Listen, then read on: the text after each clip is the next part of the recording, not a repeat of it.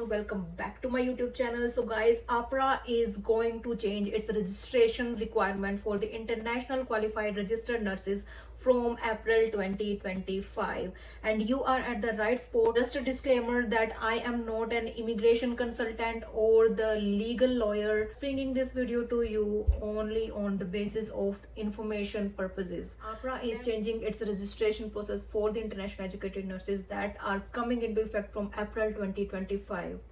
Yes, now that means if you are looking to migrate to Australia as a registered nurse, now your pathway is going to be much easier, simpler, and it will not take that much time what it was taking previously. It was taking around 1 to 12 months you were looking to get registered with APRA. But now I'm going to discuss the new changes that are coming into effect from April 2025 for the international qualified registered nurses who wants to migrate to Australia as a registered nurses. You need your registration in Australia as an RN, and Australian Health Practitioner Agency is making it very easier, cost effective in 2025. In this video, I'm going to touch the base how you can meet these requirements and what these requirements and what's included, which are the countries who are eligible for these changes. So make sure you watch this video till end and do not skip any part.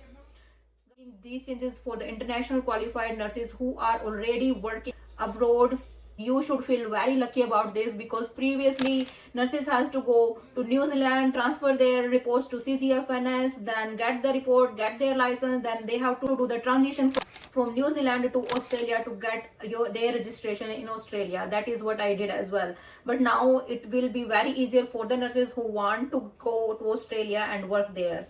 Now let's see what are these changes. So these changes are, if you are already working in these 6 countries, that is USA, Canada, Spain, Singapore, Ireland, UK. If you are already working and have your registration in one of these 6 countries, you are eligible for this pathway. Requirement is you should have your bachelor's of science in nursing in your home country or in that specific country, it doesn't matter.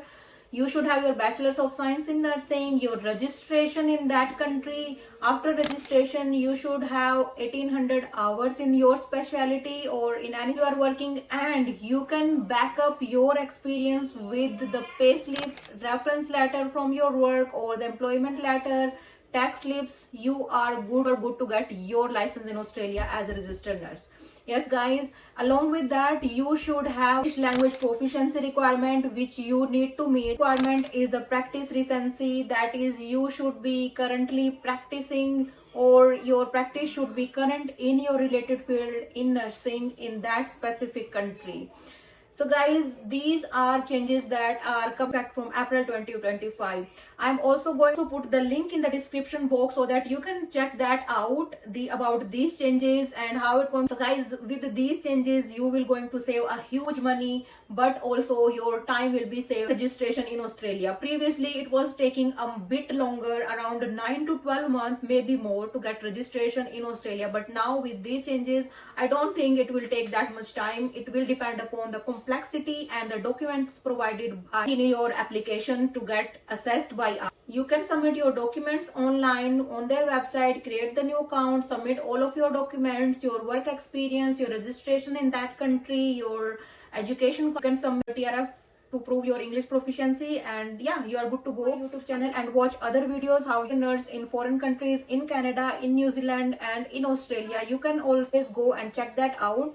If you have any queries regarding this topic, you can comment down below and I will try my best to answer all of your questions. Do not forget to subscribe to my channel if you want to stay updated to the nursing profession information which I will be sharing on this channel. And guys, this is just a disclaimer that this information is not a legal advice to any one of you. This is my research, and I also followed the official website from APRA to gain this knowledge. On my next video, I'm going to share about what is NCLEX exam, who is eligible for this exam, why this is mandatory, and what you can expect in your exam. So make sure you information session, make sure you subscribe to my channel and stay updated. Okay guys, I hope that's all about this video. I see you guys in the next video, and till then, bye bye, take care.